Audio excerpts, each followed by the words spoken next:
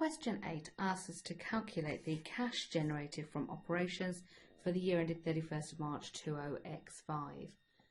What they've given us here then is the draft profit before tax as per the accounts, and told us about the depreciation charge that's been deducted in getting to that, and then gives us a tax paid figure for the year and details of our working capital movements.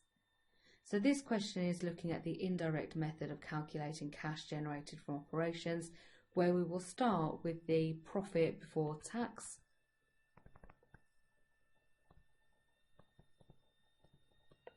Of 1.6 million before adding back the depreciation charge as a non-cash entry of 0.6 million.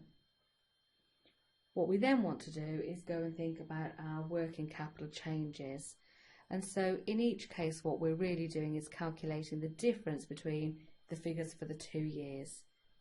Just be careful with this in different questions. In this case we do have current year on the left, prior year on the right, as we would expect, but in some questions you will see that actually they reverse these two entries. So to start with, all I'm going to do is take the difference between them. So inventory is a difference of 65, receivables a difference of 10, and payables a difference of 12, before then trying to think about whether that's an increase or decrease and what that does in terms of does it produce a cash inflow or outflow.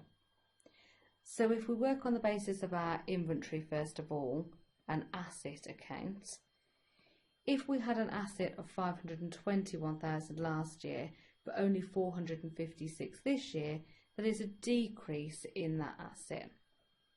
Whereas with our receivables we had a balance of 205 last year, which is now a balance of 215, therefore an increase. That's actually the easier one to think about.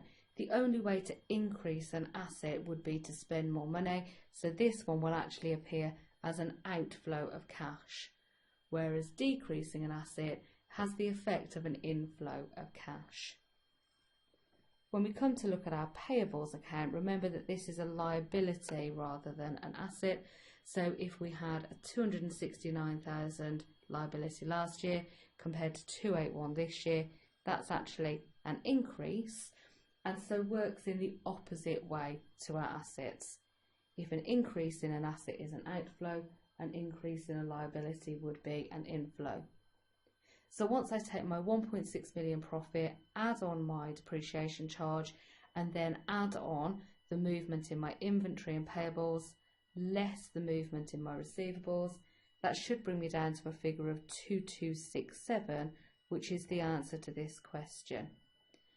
One final point is just to take care. Here we've actually been asked for cash generated from operations. That is actually the subtotal before we go and deduct any interest and tax paid. The figure once we've deducted those payments is the net cash generated from operations. So with these questions, make sure that you're sure about which figure they're actually asking you to calculate.